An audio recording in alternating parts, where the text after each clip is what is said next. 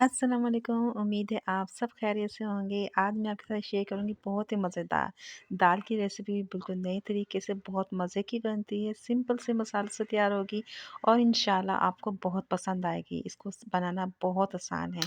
तो चलें इस मज़ेदार सी दाल की रेसिपी को हम बनाना शुरू करते हैं।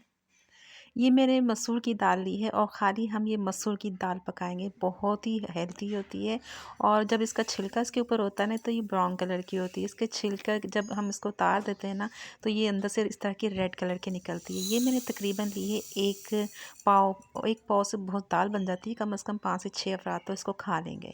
ठीक है, ये एक प्याली भर के मैंने दाल ली है। इसको आपने पानी डाल के ना 2 से 3 दफ़ा अच्छी तरह पानी से धो लेना है। इसके बाद जिस पानी से आपने इसको भिगो के रखना है उसी पानी में हम इसको इस्तेमाल करेंगे ताकि इसके सारे न्यूट्रिशन जो है ना वो ज़ाया नहीं हो। कम से कम आधे से 1 घंटा आपने इसको भिगो के रखना है। तो क्या होता है कि इसकी कुकिंग टाइम कम हो जाता है और दाल जो होती है ना वो अच्छी तरीके से गल जाती है। उसका टेस्ट और फ्लेवर भी बहुत बढ़ जाता है।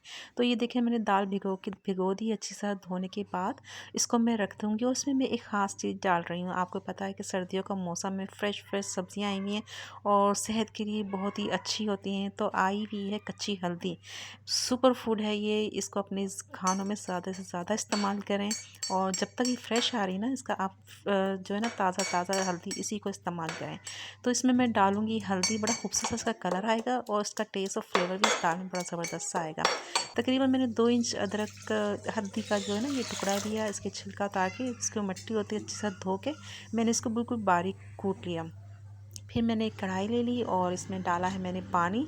और ये देखिए दाल चेक करें, इसको मैंने 1 घंटा भिगोया दाल में और ये साइज़ में जो है ना डबल हो गई है और सारा इसका फ्लेवर भी है ना जो दाल का जो है पानी के अंदर आ गया। ये मैंने नहीं फेंका, मैंने पानी समेत ही इसको कढ़ाई में डाल दिया है क्योंकि मैंने इसको पहले अच्छी तरह से 2-3 दफ़ा साफ़ पानी से धो लिया था। तो सारी दाल मैं इसके अंदर कढ़ाई में डाल दूँगी। फ्लेम मैंने ऊंचा कर दिया है। इसका एक बॉयल आने का इंतज़ार करेंगे।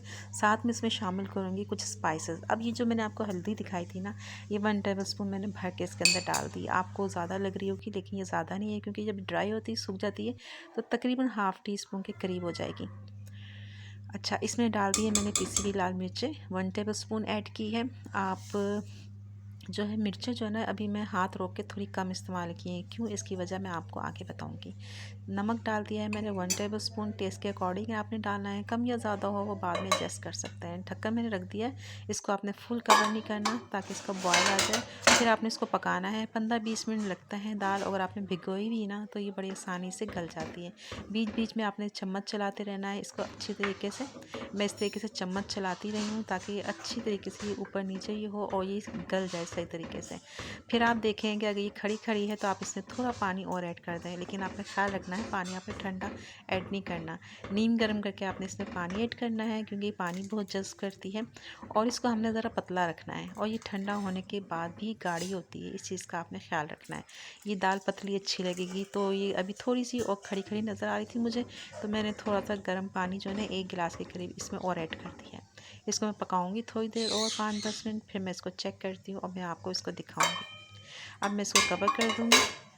ये इतने मज़े की दाल बनती है ना और इतने सिंपल मसालों से ये रेडी हो जाती है ना। दाल का जो होता है ना अपना एक फ्लेवर होता है। इसमें बहुत ही कम स्पाइसेस जो हैं ऐड करते हैं। इसका असल और टेस्ट और फ्लेवर जो होता है वो इसके तड़के में आता है।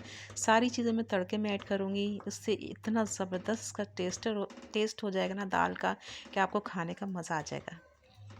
तो ये चेक करें 10 मिनट मैंने फिर इसको और पकाया है तो अब ये काफ़ी अच्छी तरीके से गल चुकी है। अगर आपको बिल्कुल ज़्यादा स्मूथ चाहिए ना तो आप इसको ठंडा करके ब्लेंडर मशीन में या आपके पास हैंड बीटर है उसकी मदद से इसको भी पीस सकते हैं। दाल मेरी रेडी हो चुकी है। अब हम लगाते हैं इसको तड़का। एक पैन में मैंने ऑयल लिया है, आप घी भी ले सकते हैं और ढेर सारा आपने लहसुन लेना है, उसको मैंने चॉप कर लिया। तड़का लगाते हुए इन चीज़ों का बड़ा ख्याल रखना पड़ता है कि कौन सी चीज़ पहले डालनी है कौन सी बाद में डालनी है। अब मैंने लहसुन लिया, बिल्कुल उसको जलाना नहीं है। हल्का सा गोल्डन कलर आने लग गया ना तो इसमें मैं डाल दूँगी हरा प्याज और हरा लहसुन। आपको पता है सर्दियों का मौसम बहुत ज़बरदस्त आए फ्रेश। इसको ज़्यादा से ज़्यादा इस्तेमाल करें। इसको सैलेड में इस्तेमाल कर सकते हैं, तड़के में ज़्यादा यूज़ हो सकता है। आप आटा गूँध रहे हैं बारीक कट करके उसमें ऐड कर लें, हज़ारों फ़ायदे होते हैं इसके। तो मेरे पास हरा प्याज था, अगर हरा लहसुन होता ना तो मैं वो भी इसमें के अंदर ऐड करती।